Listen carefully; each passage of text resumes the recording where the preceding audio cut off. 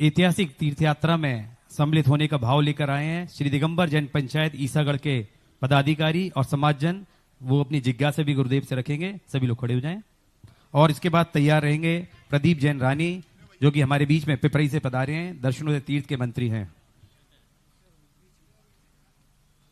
परम पूज्य जगत पूज्य गुरुदेव के चरणों में समस्त ईसागढ़ जैन समाज का बारंबार नमोस्तु नमोस्तु नमोस्तु। गुरुदेव सिर्फ अशोकनगर जिला ही नहीं, आसपास के जितने भी जिले हैं सभी जिलों में बड़े हर्ष का माहौल है कि आगामी 2 तारीख को परम पूज्य गुरुदेव के सानिध्य में एक ऐतिहासिक धर्म रथ यात्रा अशोकनगर से थुभोंजी के लिए निकाली जा रही है। गुरुदेव, हम सभी लोगों की ये जिज्ञासा है कि हम समस्त ईसागढ़ की छोटी समाज उस रथ यात्रा में ऐसा क्या योगदान करें कि उससे हमें कुछ धर्म का अर्जन हो सके। परम पूज्य गुरुदेव। देखो, अपना समर्पण और विश्वास, आज भगवान के दर्शन करने के लिए हम देव साथ गुरु के साथ चल रहे हैं। गुरु के साथ इसलिए नहीं चला जाता कि गुरु अकेले हैं, गुरु के साथ इसलिए चला जाता है कि कल हम गुरु जैसे बन करके चलेंगे। और इन पदयात्राओं में सब देव साथ गुरु के निमित्त से जो भी एक बार मेरे से बहुत महाराज जी बिहार कराना है तो 2-4 लोग करा दें, 2-3 पुलिस वालों को रख दें, बॉडीगार्ड रख दें, आपका बिहार हो जाना चाहिए। हमने कि बिहार तो हो जाएगा, तो फिर इतने सारे लोग क्यों चलते हैं? ये महाराज के लिए नहीं चलते हैं। जो साधुओं के साथ बिहार करते हैं वे कभी यात्रा पे जाते हैं तो यात्रा में एक्सीडेंट से नहीं मरेंगे, सुरक्षित बच जाएंगे। हमें एक्सीडेंट से कौन सा पुण्य बचाएगा? कौन से पुण्य से हम बचेंगे एक्सीडेंट से? आप लोग तो दिन भर गाड़ियों में घूमते रहते हो और गाड़ियों से यात्रा होती है।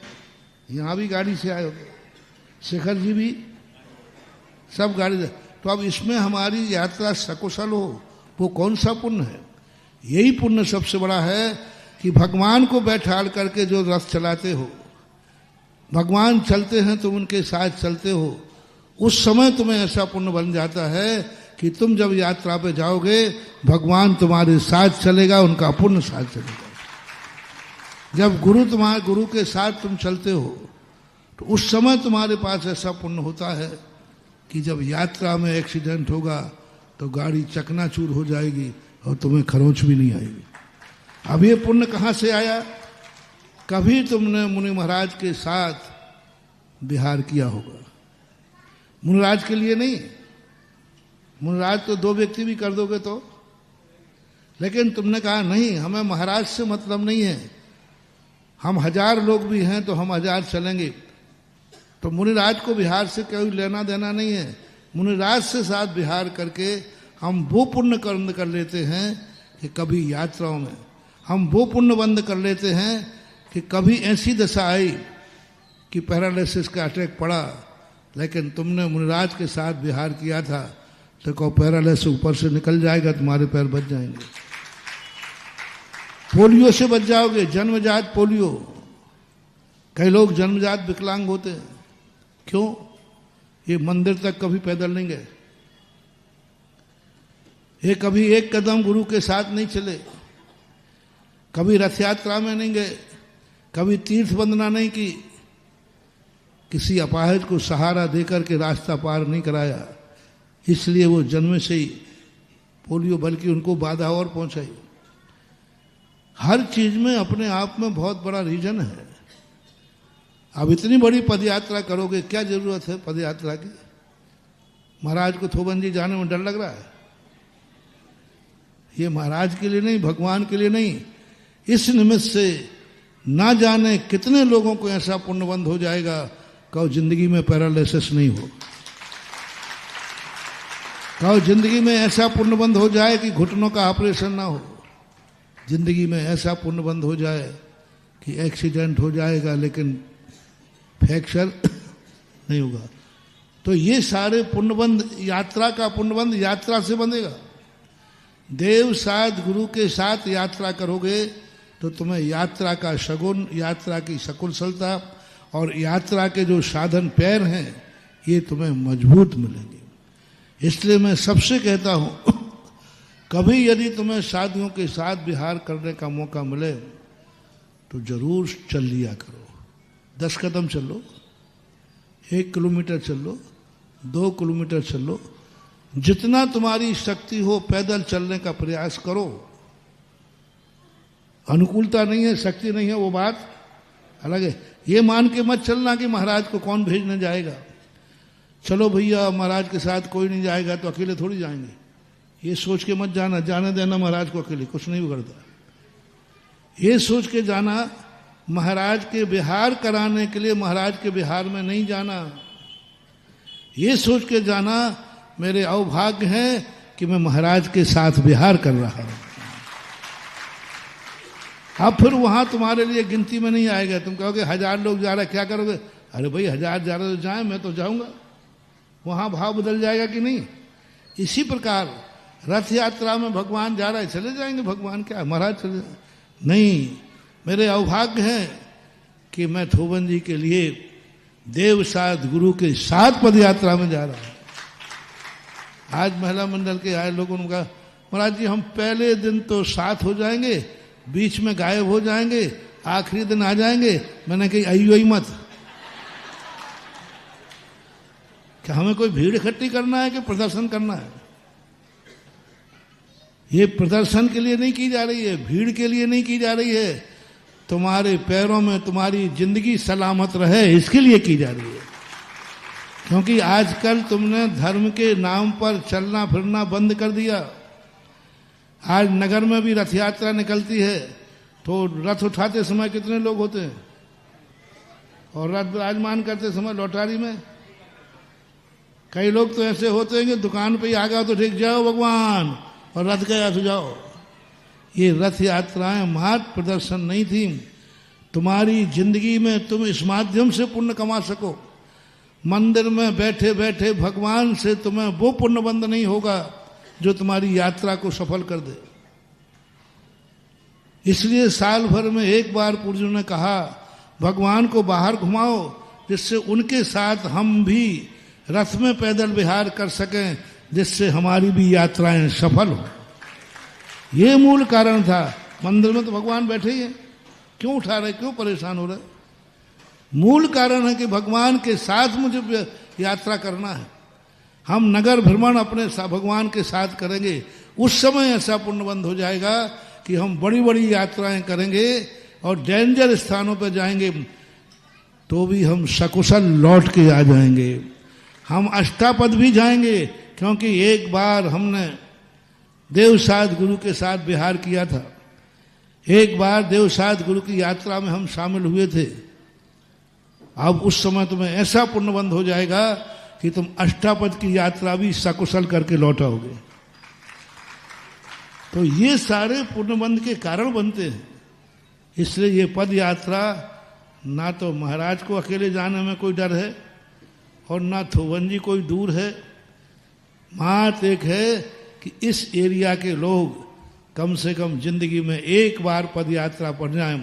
जैसे वो पोलियो की दवाई पिलाई जाती ना, पोलियो की 2 बूंद जिंदगी की 2 बूंद जिंदगी क्यों पिलाई, जिससे इसको कभी पोलिया। इसी प्रकार ये पद यात्रा कर रहा हूं 35 किलोमीटर की, कि जितने लोग इसमें शामिल हो जाएं जिंदगी में इनको कभी पैरालिसिस ना हो। ये 2 बूंद जिंदगी के, ये 2 दिन जिंदगी के, ये 2 दिन जिंदगी के पैरालिसिस ना हो जाए। ये 2 दिन का ये उनको दवाई पिलाई जाएगी, ये पैरालिसिस का टीका लगाया जाएगा, ये पोलियो का टीका लगाया जाएगा। तो इस प्रकार की यात्राओं का ये रीजन होता है।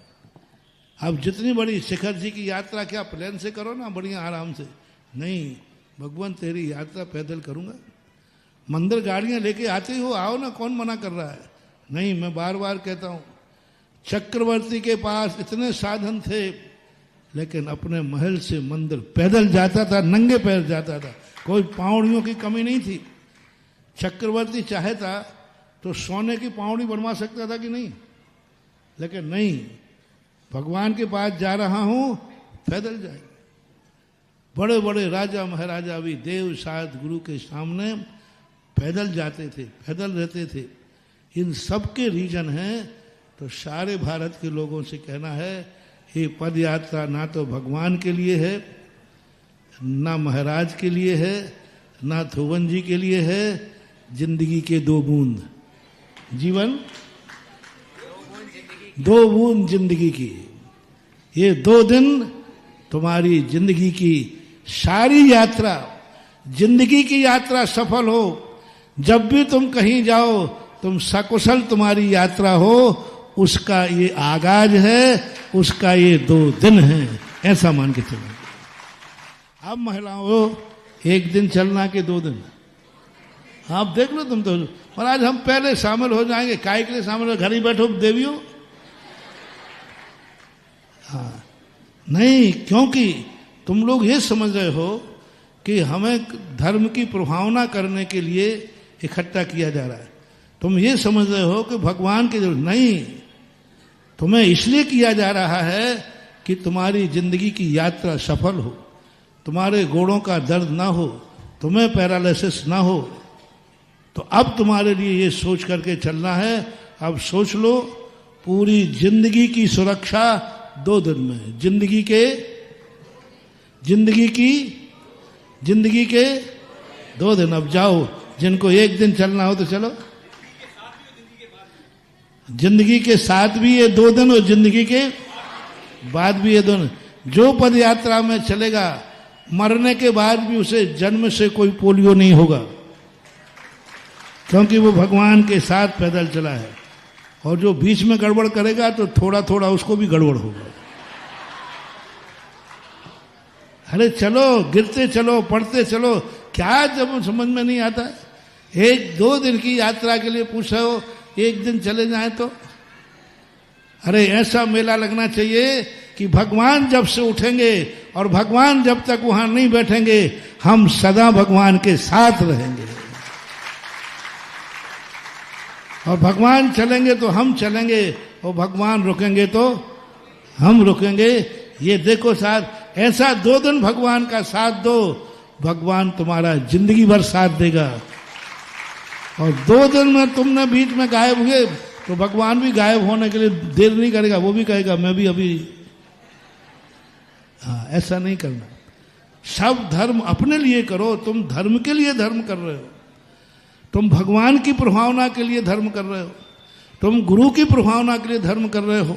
यही सबसे बड़ी भूल है। जब जब तुम गुरु की प्रभावना के लिए और भगवान की प्रभावना के लिए धर्म करोगे, तुम्हारा मन बेईमान हो जाएगा। तुम खुद के लिए धर्म करो।